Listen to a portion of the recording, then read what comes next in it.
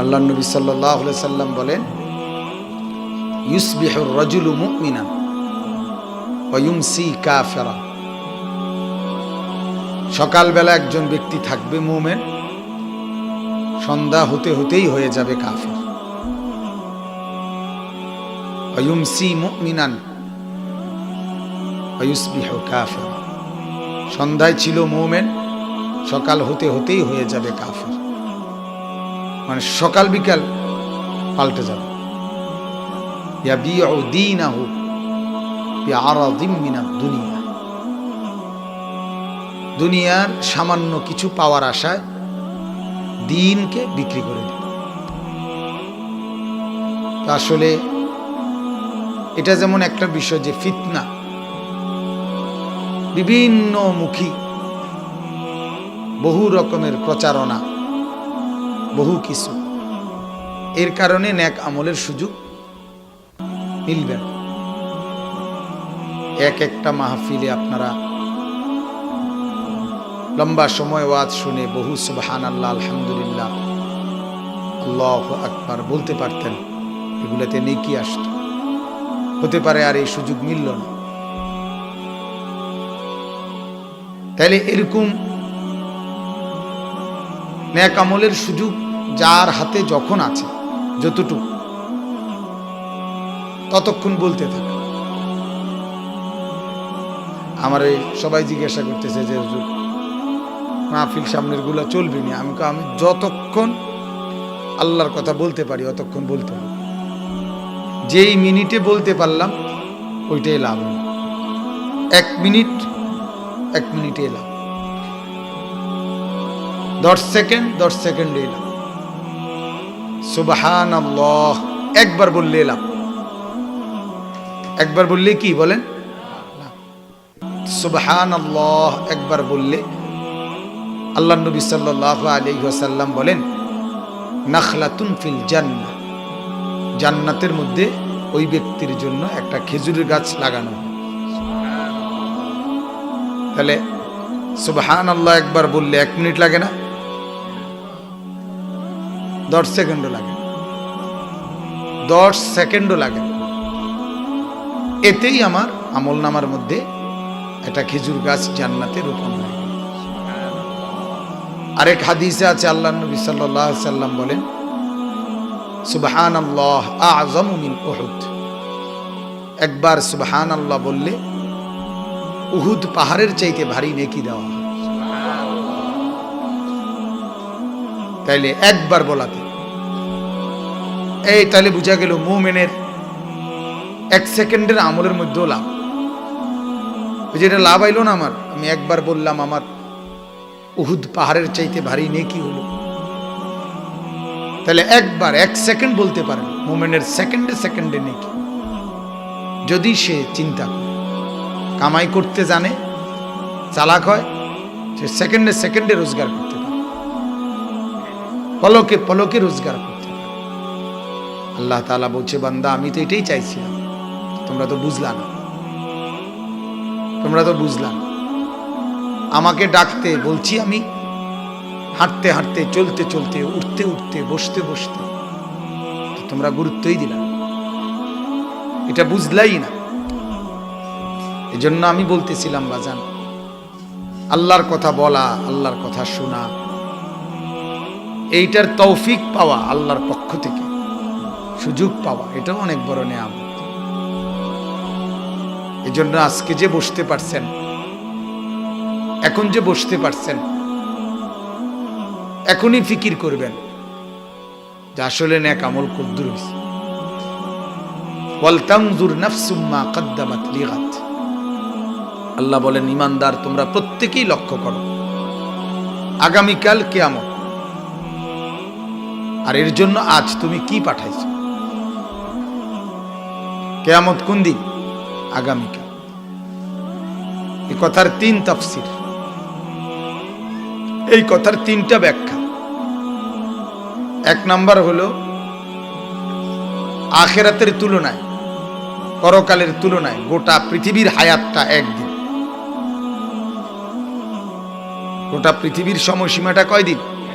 আর আখিরাত আগামী দিন। এ কথার দ্বিতীয় অর্থ হইল আজকের থেকে আগামী দিন, আজ আর আগামী দিন এটা যেমন কাছাকাছি, আমি এবং আখিরাত এমন কাছাকাছি, পরকাল এমন কাছাকাছি। তৃতীয় অর্থ হলো আজ যেহেতু বললাম তাহলে আগামীকাল আসবেই, তাহলে আগামীকাল যেমন নিশ্চিত, আজ বলাতে আগামীকাল কি নিশ্চিত, আখিরাতও এমন নিশ্চিত। এজন্য আল্লাহ তাআলা বলেন আখিরাত নিশ্চিত। আল্লাহ তাআলা বলেন আখিরাত খুব কাছাকাছি। আল্লাহ তাআলা বলেন আখিরাত অনেক লম্বা। অতএব তুমি সেটার জন্য কি করেছো, আজকে কি পাঠাইলা, এটা একটু খেয়াল করো। এজন্য আসলে মানসিকভাবে সব সময় পেরেশানিতে থাকি, অস্থিরতায় ভুগি, যে আসলেই জমিনের হালাত, মানুষের হালাত, পরিবেশ পরিস্থিতির হালাত সব দিকেই মনে হয় যেন চেষ্টা যে কিভাবে আল্লাহর কথা, কোরআনের কথা, আখিরাত আর পরকালের কথা কম হয়। অধিকাংশ মানুষের চেষ্টাই মনে হয় যেন এটাই। এই জন্য বলতেছি আসলে আল্লাহর কথা বলার পরিবেশ শেষ পর্যন্ত কয়দিন থাকে বলা যায় না। একদিকে করোনা, একদিকে সরকারি বিধিনিষেধ, আরেকদিকে নাস্তিক মুরতাদদের প্রচারণা, আরেকদিকে ইসলামের দুশমনদের বহুমুখী ষড়যন্ত্র। হ্যাঁ, এগুলো তো আছেই, চলমান, ঠিক না? এগুলো তো চলমান। আপনার সাংবাদিক নিজের থেকে জিজ্ঞাসা করতেছে, বলে নাই উনি, স্বাস্থ্য সচিব বলে নাই কিছু, উনি বলছে যে ঘরোয়া পরিবেশে, হ্যাঁ, ঘরোয়া পরিবেশ ছাড়া বাহিরে খোলা ময়দানে কিছু করা যাবে না। ওরা ইচ্ছা করে জিগাইতেছে বারবার, ঘরোয়া পরিবেশের ভিতরে মাহফিল করুন যাবো, কিন্তু এটা জিজ্ঞাসা কেন পারবে? বুঝেন না হিসাবটা আপনার?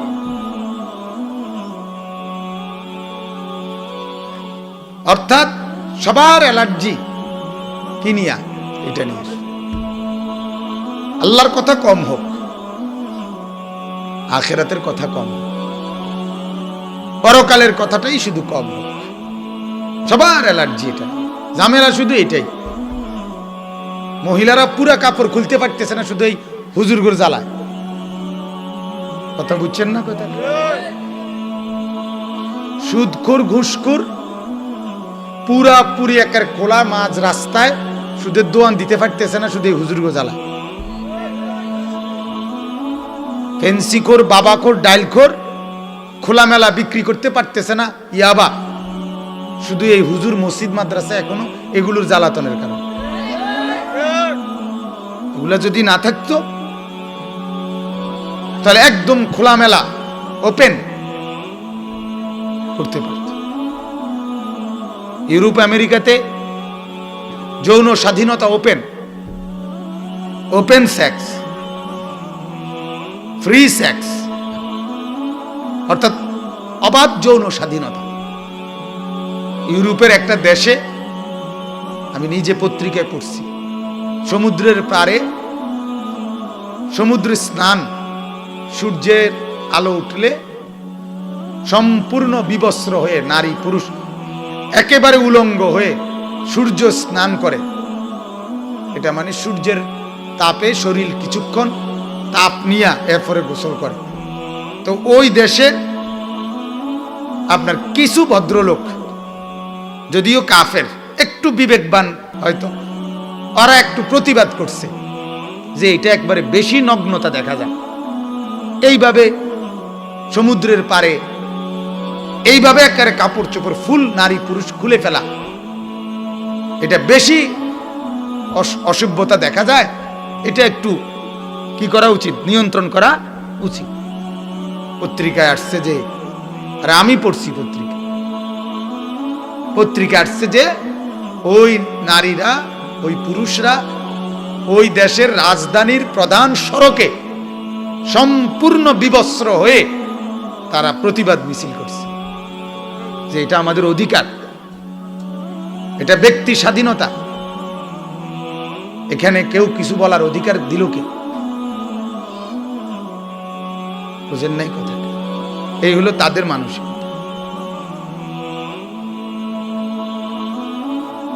নাই তো আপনি কল্পনা করেন এটা আমাদের মাহফিল,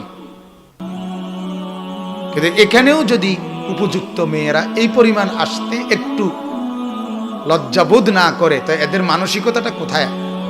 এরা শুধুমাত্র আমাদের জ্বালায় পারতেছে না, আমাদের কারণে পারতেছে না। আমরা এখনো কিছু বলি, কিছু মানুষ শুনে আমগো হুজুরদের কথা, এই কারণে আটকায় রয়েছে। এই জন্য আসলে বাজান খুব আফসুস মনের মাঝে, এই মন ভাঙ্গা নিয়েই ওয়াজ করি। মাঝে মাঝে খুব পেরেশানি হয়, কাকে বলবো, কোথায় বলবো, কিভাবে বলবো, কতদিন বলবো। আল্লাহ তাআলা আমাদেরকে বুঝার তৌফিক দান করেন। আমার বাজান একটু হলো ভাইবেন, সমাজটার চতুর্দিকে তাকায়েন, সমাজের চতুর্দিকে তাকায়েন, ছেলে পেলেদের দিকে তাকায়েন, মায়া নিয়া ছেলেদের দিকে তাকায়েন, কেমন হালাত, মেয়েদের অবস্থা, নারীদের অবস্থা নজর রাখেন কিরকম। হাদিসের মধ্যে আছে, আল্লাহর রাসূল সাল্লাল্লাহু আলাইহি সাল্লাম বলেন, একেবারে পরিষ্কার হাদিস, বনি ইসরাইলের মুসা নবীর জামানার, উনার হায়াত থাকতে না, ওনার পরে উনার কওমের একটি এলাকাকে আল্লাহ তাআলা একবার একজন ফেরেশতা পাঠাইছেন, এই এলাকার মানুষগুলোকে উল্টে দাও, মানে জমিনের নিচের মাটি উপরে তুলে উল্টে দাও। তখন ওই ফেরেশতা আল্লাহর কাছে গিয়ে বলছে, ইন্না ফীহিম আবদাকা ফুলান, রব্বুল আলামিন এই মহল্লা, যেই মহল্লাকে আমাকে উল্টাই দিতে বলছেন, এখানে আপনার এমন একজন বান্দা আছে, লাম ইয়াসিকা তরফাতা আইন, যে একটু চোখের পলক, এক সেকেন্ড আপনার কোনো নাফরমানি করে নাই, তারে কি করতাম, ওনাকে কি করতাম? আল্লাহ তাআলা হাদিসে আছে, আল্লাহ তাআলা ওই ফেরেশতাকে বললেন, এক নম্বরে প্রথম গিয়া উল্টানিটা ওনারে দিবা, প্রথম মাথার তুল্লা আসার তারে দিবা, ওই বুজুর্গরে প্রথম ওনারে উল্টানি দিবা, এরপরে বাকি করে উল্টাইবা। কেন? আল্লাহ নিজে বলে দিছে, ফা ইন্না ওয়াজহাহু লাম ইয়াতাবাআর ফিয়া কাত। আল্লাহ বলেন কেন না? কারণ এই লোকটা আমার জমিনের চতুর্দিকে নাফরমানি চলতেছে, অথচ এটার পেরেশানিতে কোনোদিন তার কপালে একটু ভাঁজও পড়ে নাই। হেতের ফানখানা ঠিক, এবারে বনখানাও ঠিক, এবারে বিড়ি খানাও ঠিক, চা খানাও ঠিক, বুটমুড়ি পেঁয়াজু খানাও ঠিক, ভাতও খানা ঠিক, রাতের ঘুমও ঠিক, আপেল মালটা খানাও ঠিক, হ্যাঁ, সুবারি খানাও ঠিক, চুন খানাও ঠিক। বাহ বাবা, যাটার কোনো অসুবিধা নাই, এক বিন্দু চেহারায় কোনো পেরেশানি নাই, যে চলছেটা কি, চতুর্দিকে কেন এত নাফরমানি, কি করা উচিত, আমার সামর্থ্যে কি আছে, আমার সামর্থ্যে একটা বদনা পানি দেওয়ার মতো সুযোগ আছে, দেই না, কি বলেন, উচিত না? আমি একটা লোটা পানি দেই না আগুনটাতে, আরেকজনে বালতি দিয়ে দেও, আমি বদনা দিয়ে দেই না, আমি জগ দিয়েই দেই না, অর্থাৎ আমি আমার সাধ্যের ভেতরে কিছু বলি না। আমি একটু ফিকির করি না। আমি কারো কাছে বলি না কমপক্ষে, ভাই আপনারা তো আল্লাহ ক্ষমতা দিছে, আপনি তো ইচ্ছা করলে এই ছেলেগুলোরে বললে ছেলেগুলো পরিবর্তন হবে। এমন হইতে পারে না ভাই, আমি তো সাধারণ মানুষ, আপনি তো একজন মেম্বার, আপনি তো একজন চেয়ারম্যান, আপনি তো একজন সর্দার, হ্যাঁ আপনি একজন প্রভাবশালী, আপনি কদ্দুর কইলে তো হয় ভাই। এই কথাটা কি বলা যায় না? এই ফিকিরটা কি করা যায় না? আপনাদেরকে একটা ঘটনা শুনাই, রাসূলুল্লাহ সাল্লাল্লাহু আলাইহি সাল্লামের জীবনের ঘটনা। নবীজি সাল্লাল্লাহু আলাইহি সাল্লাম যখন মক্কা ইসলামের দাওয়াত দিচ্ছিলেন, তখন দাওয়াতের ৭ম বছর, মানে ইসলামের দাওয়াত তো শুরু করছে 40 বছর বয়সে নাকি ৭ম বছর, তাহলে মানে ৪৭।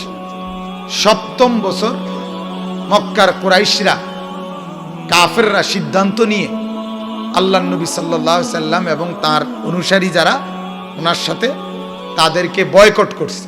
সামাজিকভাবে বয়কট করে একঘরে করে দিছে এবং কাবা ঘরের বারান্দায় কাগজ লিখে ঝুলাইয়া দিছে যে আজকের থেকে মুহাম্মদ এবং তার অনুসারীদের সাথে কুরাইশদের পরবর্তী নির্দেশ না দেওয়া পর্যন্ত কোনো রকমের আচার অনুষ্ঠান, লেনদেন, বিবাহ শাদী, বেচা কিনা সবকিছু নিষিদ্ধ। নাউজুবিল্লাহ। আল্লাহর নবী সাল্লাল্লাহু আলাইহি সাল্লাম ওনার অনুসারীদেরকে নিয়ে, অনুসারীরা দুই রকম, যারা মুসলমান হয়েছে তারা তো আছেই, কিছু লোক কাফের কিন্তু নবীকে, ওনার গোত্রীয় লোক, এরাও আল্লাহর নবী সাল্লাল্লাহু আলাইহি সাল্লামের সাথে একত্রে একটা দুর্গ, শিআবে আবি তালেব বলে, এই দুর্গের মধ্যে আশ্রয় নিছে। এরপরে ৩ বছর এক টানা, ৮ম, ৯ম, ১০ম বছর, এই 3টা বছর আল্লাহর নবী সাল্লাল্লাহু আলাইহি সাল্লাম ওনাদেরকে সাথে নিয়ে এই বন্দি জীবন, একাকী ওনাদেরকে সাথে নিয়ে কাটাইছেন। আমরা স্পষ্ট কিতাবে পড়ছি, তারিখের কিতাবে, ইতিহাসের উর্দু কিতাবে, সিরাতে মুস্তাফা, হযরত মাওলানা শেখুত তাফসীর ইদ্রিস কান্দলভি রহমতুল্লাহ আলাইহি দারুল উলুম দেওবন্দ মাদ্রাসার শীর্ষস্থানীয় আলেম ছিলেন। ওনার কিতাবে আছে, সাহাবীরা বলছেন আমরা এই 3টা বছরে ক্ষুধার কষ্টে গাছের পাতাও চাবাইয়া খাইছি, উটের চামড়া আগুনে পুরাইয়া, ছাতু বানাইয়া, পাউডার বানাইয়া, এরপরে পানি দিয়ে ভিজাইয়া খাইছি। দুধের বাচ্চা দিনকে দিন, মাসকে মাস মায়ের বুকের দুধ না পাইয়া শুধু কাঁদছে আর কাঁদছে দিন রাত। এইভাবে 3টা বছর কষ্ট করছে আল্লাহ রসুল এবং সাহাবীরা। আমার বলার উদ্দেশ্য হলো এটা, তখন মক্কার কুরাইশদের মধ্য থেকে একজন ব্যক্তি, এই প্রথম এই একজন লোক, তিনি উদ্যোগ নিছে যে না, আসলে এই চুক্তিটা মুহাম্মদ এবং তার অনুসারীদের উপরে জুলুম, যদিও সে ঈমান আনে নাই। সে ভাবছে যে না, এটা মানবতা, এটা বলে না, একটা মানুষের বিবেক তো আছে, হিউম্যানিটি, মনুষ্যত্ব আছে, মানবতা তো আছে। তো সে বলতেছে আমার বিবেক বলে, মানবতা বলে এটা কি হইতে পারে না, সঠিক কাজ হইতে পারে না, কাজে এইটার বিরুদ্ধে প্রতিবাদ করা দরকার। তখন সে, এই সর্দার আপনার আরেকজন, এই সে চিন্তা করছে আমি একলা বললে তো হইতো না, তখন সে আরেকজন রে বলছে, উনিও সর্দার, উনি বলছে হ ভাই, এটা আমারও মনের কথা, কিন্তু আমিও লোকের অভাবে বলতে পারতেছি না, তাইলে আমরা 2 জন হইলাম। এই 2 জনে আরেকজন ঠিক করছে, 3 জন হইল। এই 3 জনে আরেকজন ঠিক করছে, 4 জন হইল। এই 4 জনে আরেকজন ঠিক করছে, 5 জন। এই 5 জন আপনার সিদ্ধান্ত নিছে পরে, অথচ ওনারা 5 জনই কাফের, কিন্তু ওনারার কাছে মনে হয়েছে যে এটা মানবতা না।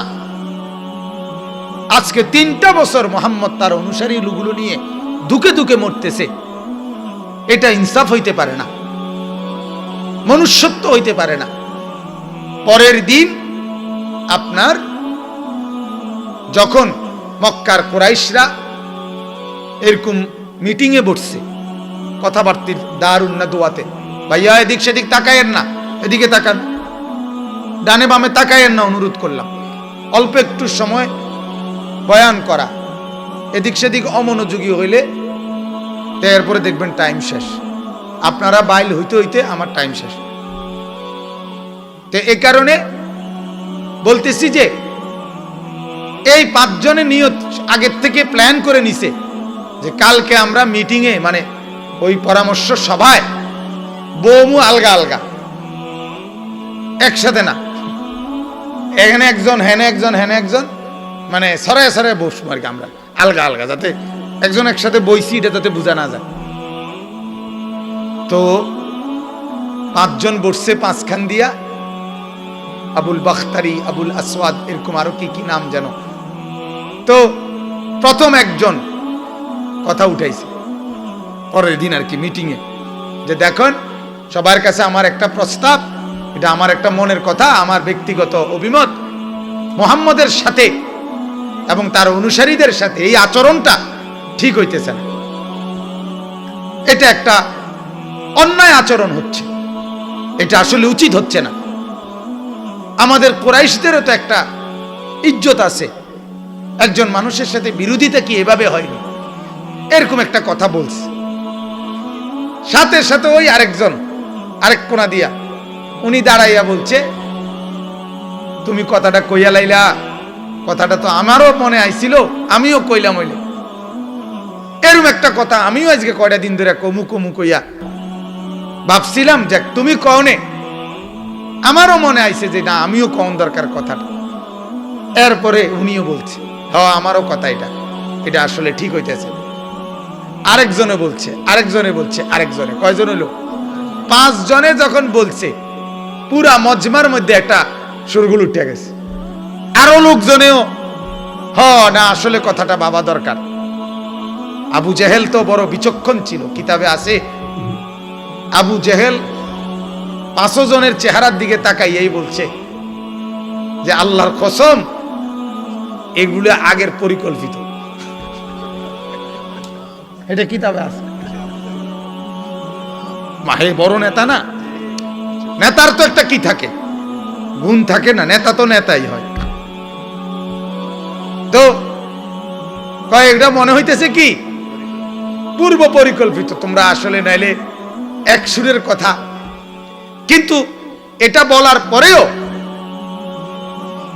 পুরা ঠিক এই টাইমে আল্লাহর কুদরত, তারা এখানে একটা কাবজাব লাগাই দিছে, কাজ্জা ফাসাদ, এবং নিজেদের মধ্যে কি হয়ে গেল, মতানৈক্য হয়ে গেল না। কিছু কইতেছে না এটাই কথা ঠিক, কিছু বলতেছে না এটা ঠিক হইতে পারে না বেটা। এই নিয়ে তর্কাতর্কির মধ্যেই আল্লাহর নবী সাল্লাল্লাহু আলাইহি সাল্লাম ওনার চাচা আবু তালেবকে নবীজি বলছে, চাচা আল্লাহ তাআলা আমাকে এই মাত্র জানাইছে যে ওরা যেই কাগজটা ওইখানে লেখা রাখছিল কাবা ঘরের বারান্দায়, ওইটার মধ্যে শুধু আল্লাহ, এই আল্লাহর নাম লিখছে শুরুতে বিসমিল্লাহ, বিসমিকাল্লাহুম্মা যে লিখছে আল্লাহর নামটা ছাড়া ওই কাগজে যতগুলো লেখা চুক্তির শর্ত, এগুলো একটা অক্ষরও বাকি নাই, সব ফোকে খাইয়া ফেলছে। আল্লাহ আমাকে জানাইছে, আপনি কি কোন? আবু তালেব আসছে এটা বলার জন্য, আইসা দেখে কাজ্জা চলতেছে, এটা লইয়াই কথা বুঝেন না, ঝগড়া চলতেছে কি নিয়া, এটা নিয়েই তর্কাতর্কি চলতেছে। আবু তালেব তখন বলতেছে, এই সবাই থামো, আমি একটা কথা বলি, মুহাম্মদ আমাকে এই মাত্র, আমার ভাতিজা আবু তালেবও কিন্তু কাফের, কাফের না, আবু তালেব কি ঈমান আনছিনি, সেও তো ঈমান আনে নাই। বলতেছে আমার একটা কথা, আমার ভাতিজা এই মাত্র বলল যে ওই চুক্তির যে এই কাগজটা আমরা টাঙ্গাইছি ওইটা নাকি পোকে খাইয়ে ফেলছে। তো এক কাজ করো, এই তর্কাতর্কি না করে এই কথাটার উপর একটা সিদ্ধান্ত করো, যদি মুহাম্মদের কথা এটা ঠিক হয় তাহলে চুক্তি বাতিল, আর যদি ভুল হয় তার কথাটা যে না পোকে খায় নাই যদি গিয়ে দেখি আমরা, তাইলে এই সিদ্ধান্ত বলবৎ থাকবে। কথা বুঝছেন? সবাই কইছে হ্যাঁ ঠিক আছে চলো। আয়েশা দেখে ঠিকই আল্লাহ রাসূল সাল্লাল্লাহু আলাইহি সাল্লাম যা বলছেন তাই। ফলে 3 বছরের বন্দী জীবন থেকে আল্লাহর নবী সাল্লাল্লাহু আলাইহি সাল্লাম মুক্তি পেয়ে গেলেন। তাহলে আমার বলার উদ্দেশ্য হলো বাজান, মানবতা, মানুষের প্রতি মানুষের এই দরদ, এতটুকুর কারণে ওই 5 ব্যক্তির উদ্যোগে 3 বছরের বিরূপ পরিস্থিতিটাও উল্টায় দিছে ওনারা। তাহলে মানুষের মধ্যে মানুষ যদি একটু কথা বলে, একজন আরেকজনের সাথে এতটুকু যদি আলাপ করে যে সমাজটাতে হচ্ছে কি, এই ছেলেগুলো নামাজ পড়ে না কেন, ফজরের নামাজে আমাদের মসজিদে মুসল্লি নাই কেন, আমাদের মহল্লায় আমার এলাকার ছেলেগুলো মুসলমান পরিচয় দেওয়ার পরেও এরা এক ওয়াক্ত নামাজ মসজিদে আসে না কেন, এটা নিয়ে কি কোনো কথা হইতে পারে না? কথা বলেন না কেন? এটা নিয়ে কি কোনো পরামর্শ হইতে পারে না? তাইলে পরামর্শ করে তো মসজিদ ভাঙ্গা মসজিদ হয়। কথা বলেন না কেন? পরামর্শ করে পুরান মসজিদ ভাঙ্গা নতুন মসজিদ হয় না? পরামর্শ করে টাকা টুকা কালেকশন করে মানুষের আতফাও ধরিয়া বিদেশের টাকা দেশের টাকা রাস্তার মধ্যে মাইক লাগাইয়া টাকা দিয়া উঠাইয়া তারপরে মসজিদ বানাইতে পারে না? অনেক ছেলে এমনও তো আছে যারে উৎসাহ দিলে, পিঠে হাত বুলাইয়া দিলে সে রাস্তার পাশে দাঁড়াইয়া মসজিদে লেগে টাকা উঠায়, যদিও সে নামাজ পড়ে না। এমন আছে না? তাহলে বোঝা গেল একটু দরদ নিয়ে বললে, আরে সে 1 সপ্তাহের মধ্যে একটা নামাজও পড়বে না, 6 মাসের মধ্যে একদিনও ফজরের নামাজ পড়বে না, এত শক্ত হে না? মুসলমান যে আছে, কমপক্ষে যার কলিজার ভিতরে ঈমান আছে, আরে যার কানে আজান হইছে জন্মের পরে, মুসলমান মা বাবার ঘরে জন্ম নিছে, যে আল্লাহর কসম তার কলিজা তো শক্ত হইতে পারে না, এত পাথর হয় না মিয়া। শুধু অভিভাবকের গাফলতি, পরিবারের খামখেয়ালি আজকে সন্তানগুলোকে বরবাদ করে দিচ্ছে।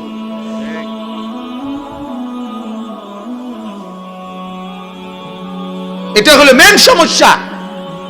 আমি এজন্য আমার একটা শক্ত কথা, এটা পরিষ্কার কথা, আজকে মা বাবা এরাও চূড়ান্ত পর্যায়ের স্বার্থপর,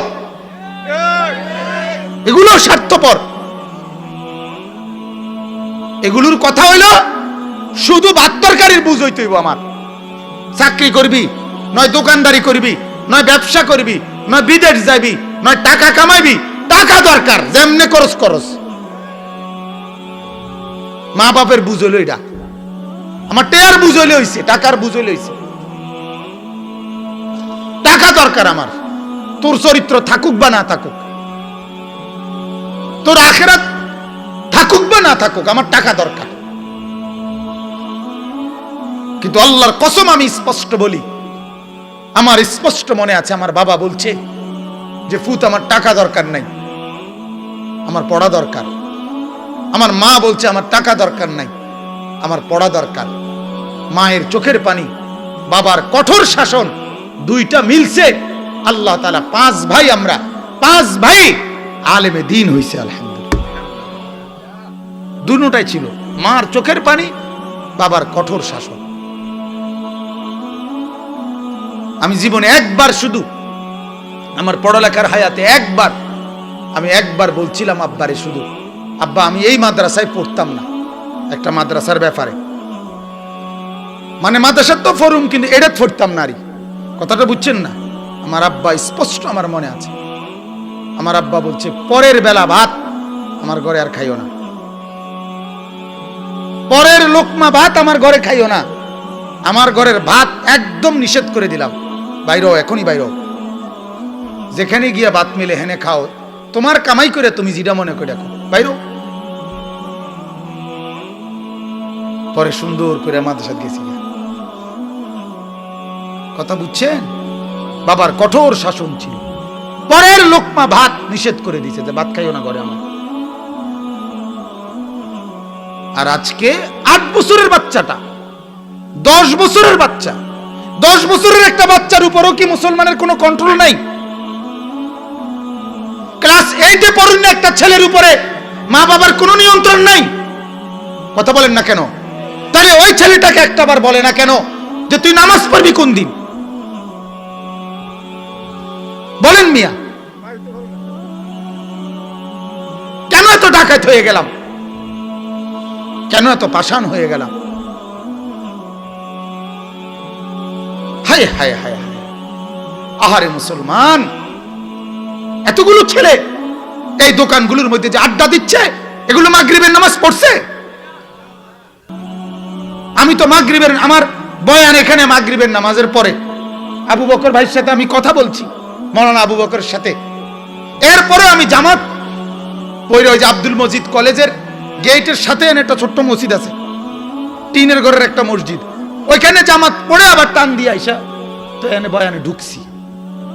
তাহলে আমার ওয়াজ এটা যেমন দরকার, আমার নামাজ তার চেয়ে কোটি গুণ বেশি দরকার। এদের নামাজ কোথায়? এরা কোন দিন নামাজ পড়বে বাজান? এদেরকে কে ফিরাবে? আপনারা বলেন। আমারা যদি বলেন, আমি আপনাদের কাছে গিয়ে কাঁদি, আপনাদের বুকে ধরে কাঁদি। আপনারা বলেন। আশ্চর্য, আমার অবাক লাগছে যে মানে পোলা কি কইল। আহারে, হায় হায় হায়, এত পচে গেলাম। অথচ মানুষের যেই কোনো মানুষ এটা বুঝে, গাছের গোড়া শক্ত অংশ এত সকালে তো ভাঙ্গে যায় না। তাহলে একটা 18-20 বছরের যুবক এত সকাল তো নষ্ট হয়ে যাওয়ার কথা না। এখন তো তাগরার সময়, এই সময়টাও তার এক ওয়াক্ত নামাজ পড়তে মন চায় না। এ ভবিষ্যতে করবেটা কি? যে ছেলেগুলো আজকে বড় হইতেছে এক ওয়াক্ত নামাজ না পড়ে, এদের সন্তান মসজিদকেও তো স্বীকার করবে না। কথা বলেন না কেন? এদের সন্তান তো কোরআনকেও স্বীকার করবে। কোরআন আবার কি? আপনারা জানেন, এই যে রাসূলুল্লাহ সাল্লাল্লাহু আলাইহি সাল্লাম যেই কওম কুরাইশের কাছে ইসলামের দাওয়াত দিছে, তারা আল্লাহর নবীকে বলতো, মুহাম্মদ এর কিতা কও, কবর কিতা, আখিরাত কি, কবর থেকে আবার কেমনে উড়াইবো? এই কোরআনে আছে, ওয়াদারাবা লানা মাসালান ওয়া নাসিয়া খালকা ক্বালা মান ইউহয়িল ইযামা ওয়া হিয়া রামীম।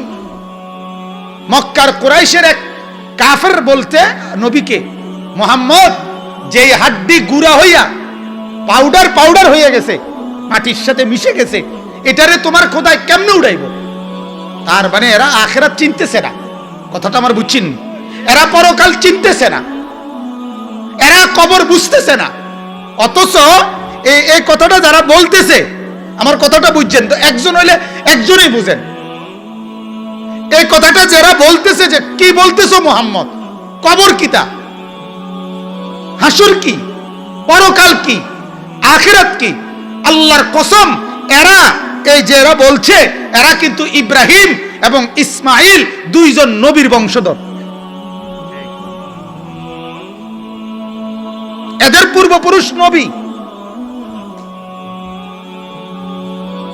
কিন্তু নবীর শিক্ষার থেকে ছুটতে ছুটতে, বাদ দিতে দিতে, একদিন নবীর জেনারেশন আইসা আরেক নবীরে বলতেছে আখিরাত কিতা। কথা বুঝছেন? একদিন এই মুরব্বী দাদা, যে ফ্যামিলি থাকতো না, হতে পারে এই দাদার আরেক দাদার 70 বছর পরের জেনারেশনে আর কেউ নামাজি নাই, তখন ওরা বলবে নামাজ কাকে বলে। কথা বুঝছেন না? অথচ হয়তো পারে এই ফ্যামিলির 70 বছর আগের দাদা আল্লাহর ওলি ছিলেন। কথা বুঝছেন? হিন্দুস্তানের, ভারতের, আমরা হযরতের বয়ানের মধ্যেও এই কথা শুনছি। আওলাদে রসুল সৈয়দ আরশাদ মাদানী দামাত বারাকাতুহুম উনি বলছেন, চায়নার এক অঞ্চলে উনি সফরে গেছিলেন। সফরে যাওয়ার সময় রাস্তার পাশে এক ছোট্ট বস্তি, ছোট্ট মহল্লা আর কি, মহল্লার পাশে নামাজের ওয়াক্ত হয়েছে আর আসরের। তো রাস্তার পাশেই রুমাল বিছায়া ওনার গাড়ির সাথে যে কয়জন ওনারা নামাজ পড়ছেন। তো ওই ঠিক যেখানে দাঁড়াইয়া নামাজ পড়ছেন ওই বরাবর যেই ঘর, ওই ঘর থেকে এক বুড়ো মহিলা, সত্য ঘটনা, বুড়ো মহিলা আইসা ওনাদের সামনে দাঁড়াইয়া বলছে, তোমরা এটা কি করলা? এই যে এখন, তখন ওই যে চায়নার যেই দোভাষী সে বুঝাই দিছে যে এটা আমাদের ধর্মের প্রেয়ার, মানে প্রার্থনা। আমরা মুসলমান, আমাদের সৃষ্টিকর্তার উপাসনা এভাবে করতে হয়। কথা বুঝছেন? এটা আমরা করছি। এখন ওই মহিলা, এই বৃদ্ধা মহিলা, 90 বছরের বুড়ো মহিলা চোখের পানি ছেড়ে কাঁদা দিছে। কাঁদা বলতেছে, আমি যখন ছোট ছিলাম, ওই মহিলা বলতেছে, আমি যখন ছোট ছিলাম, ছোট্ট, আমার এখন মনে হইতেছে যে আমার ফ্যামিলিতে আমার দাদা নানারা, মুরব্বীরা এরকমটা করত।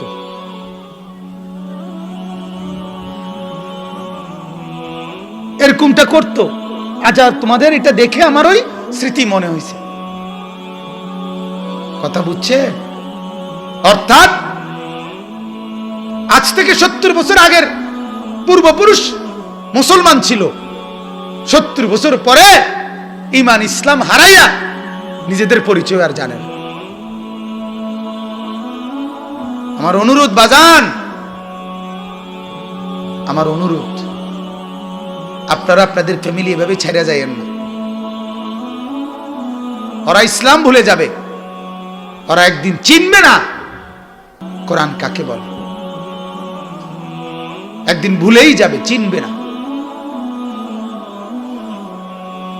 একদিন তারা কোরআন চিনবেই না। মসজিদ, মাদ্রাসা যে পরিমাণ চেষ্টা মেহনত করতেছে, কিন্তু সব কিছুতেই সীমিত। যতগুলো সারা বাংলাদেশে যতগুলো কওমি মাদ্রাসা আছে, শুধুমাত্র ঢাকা ইউনিভার্সিটির জায়গা জমি, ঢাকা ইউনিভার্সিটির স্থাপনা এর চাইতে বেশি। কথা বুঝেন নাই আপনি? সুযোগ সুবিধা এর চাইতে কি অনেক বেশি, অনেক বেশি। অনেক সীমাবদ্ধতার ভিতরে অনেক কষ্ট করে খাইয়া না খাইয়া মাসের পর মাস আলুর ভর্তা, ডাল, সামান্যটুকু খাবার খাদ্য খেয়ে দিবানিশি মালিকের কোরআন নিয়ে পড়ে আছে, আল্লাহর দ্বীন নিয়ে পড়ে আছে। এটুকু সুযোগও যদি একদিন বন্ধ হয়ে যায়, এর পরের জেনারেশন আর ইসলাম চিনবে না। এর পরবর্তী প্রজন্ম আর ইসলাম কাকে বলে এটাই বুঝবে না, বুঝবে না। এখনো তো হাজার হাজার স্কুল কলেজ পড়ুয়া, লক্ষ লক্ষ ছেলে মুসলমান যারা একটা লাইন কোরআন শরীফ শুদ্ধ পড়তে পারে না, এমন লক্ষ লক্ষ ছেলে আছে না? তাহলে এদের জীবন থেকে তো হারিয়ে গেল কোরআন।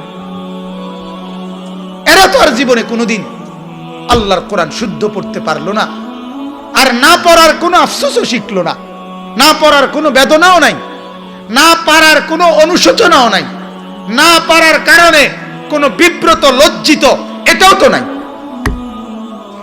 এটা তো কোনো পরোয়াও করে না। তাহলে মানসিকতা এখানে এসে দাঁড়াইছে। এরপরের ওলারা তো স্বীকৃতি দিবে না কোরআন কি জিনিস, কোরআন কি জিনিস। কথা বুঝছেন না? ওই যে আপনার কয়দিন এক বক্তা ছিল, ক্রিকেট খেলোয়াড়, এরপর হয়ে গেছে এখন বড় বক্তা। উনি আপনার কোরআনুল কারীমকে হাতে ধরে বলছে এটা একটা বই, জাতিকে পরিচয় করাচ্ছে এটা একটা বই।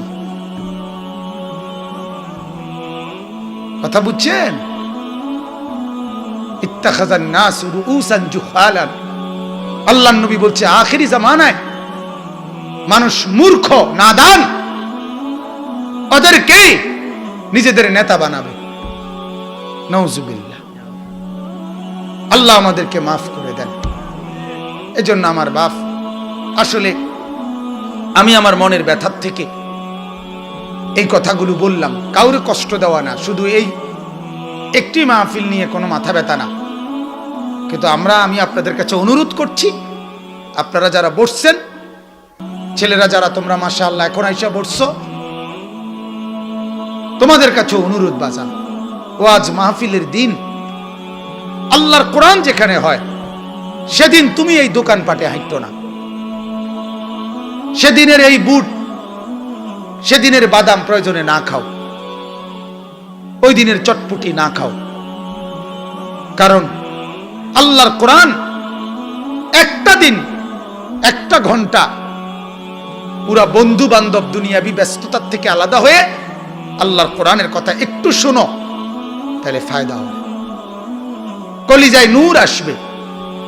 আপনাদের কাছে অনুরোধ, আপনারা একটু ফিকির করবেন, যে যেখানে মাহফিল করার। আমার কথা হলো, কেউ রাগ হোক, দোকানদাররা রাগ হোক, এতে আমার কিছু করার নেই, আমার কোনো কিছু করার নেই। কিন্তু তারা জবাব দিক, একজন বুট দোকানদার জবাব দিক, তার নামাজের টাইম হবে কোন দিন, কথা বলেন না, সে বলুক। তাহলে একজন চটপটি দোকানদার বলুক যে বাবা তোমার নামাজের ওয়াক্ত হবে কোন দিন। তুমি কি মরবা না? কথা বলেন না। তোমার কি আখিরাতটাই তো তোমারে ফিরাবে কে? তোমার কি কোনো কথা শোনা দরকার নেই? আল্লাহ আমাদেরকে বুঝার তৌফিক দান করেন।